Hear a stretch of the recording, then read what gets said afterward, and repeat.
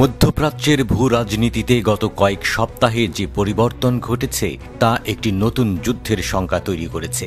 লেবাননের হিজবুল্লাহ আন্দোলনের বিরুদ্ধে ইসরায়েল ইতিমধ্যে আক্রমণাত্মক অবস্থান নিচ্ছে, আর তার প্রেক্ষিতে ইরানও পাল্টা পদক্ষেপ নিয়েছে।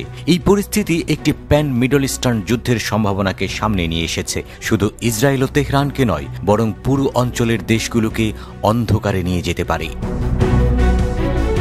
তেহরানের সাম্প্রতিক পদক্ষেপ ছিল ইসরায়েলে প্রায় ১৮০টি ব্যালিস্টিক ক্ষেপণাস্ত্র নিক্ষেপ করা। এই হামলার পর ইসরায়েলিরা প্রতিশোধের জন্য প্রস্তুত রয়েছে। প্রধানমন্ত্রী বেনিয়ামিন নেতানিয়াহু পরিষ্কারভাবে বলেছেন যে আমাদের আক্রমণ করে আমরা তাদের আক্রমণ করি। কিন্তু প্রশ্ন হল, ইসরায়েলের প্রতিক্রিয়া কেমন হবে?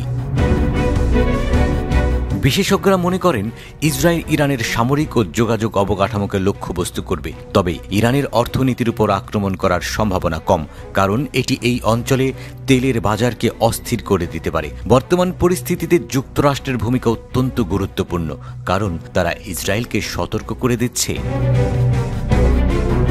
জো বাইডেন প্রশাসন ইসরায়েলকে নির্দেশনা দিয়েছে তারা যেন ইরানের তেল স্থাপনায় হামলা না করে। যদিও বাইডেন এই বিষয়টি নিয়ে জনসমক্ষে আলোচনা করতে নারাজ, তবে যুদ্ধের সম্ভাবনা এবং তার সম্ভাব্য পরিণতি নিয়ে সতর্ক থাকার আহ্বান জানানোর চেষ্টা করছেন।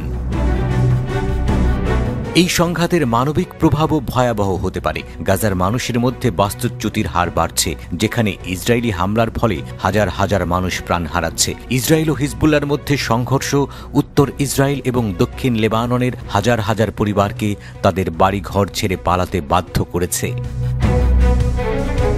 এখন প্রশ্ন হল, ইসরায়েল কি ইরানের পারমাণবিক স্থাপনাগুলিতে হামলা করতে পারে? যদিও তেহরানের পারমাণবিক কর্মসূচি দীর্ঘদিন ধরে উদ্বেগের কারণ হয়ে উঠেছে, তবে বিশেষজ্ঞরা মনে করেন যে এটি একটি অত্যন্ত ঝুঁকিপূর্ণ পদক্ষেপ হতে পারে। এমন একটি হামলা ইরানের প্রতিক্রিয়ার মাত্রা বাড়িয়ে তুলতে পারে, যা যুদ্ধের পরিস্থিতি সৃষ্টি করবে।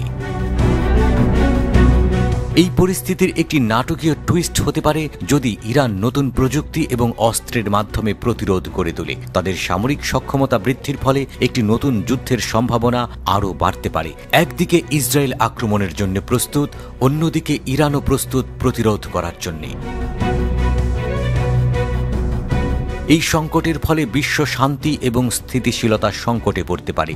কিভাবে এই সংঘাতের সমাপ্তি হবে সেটি সবার জন্য উদ্বেগের বিষয়। মধ্যপ্রাচ্যের দেশগুলো কি নিজেদের মধ্যে বোঝাপড়া করে একটি স্থায়ী শান্তি প্রতিষ্ঠা করতে পারবে, নাকি তারা একটি বৃহত্তর সংঘাতের দিকে ধাবিত হবে?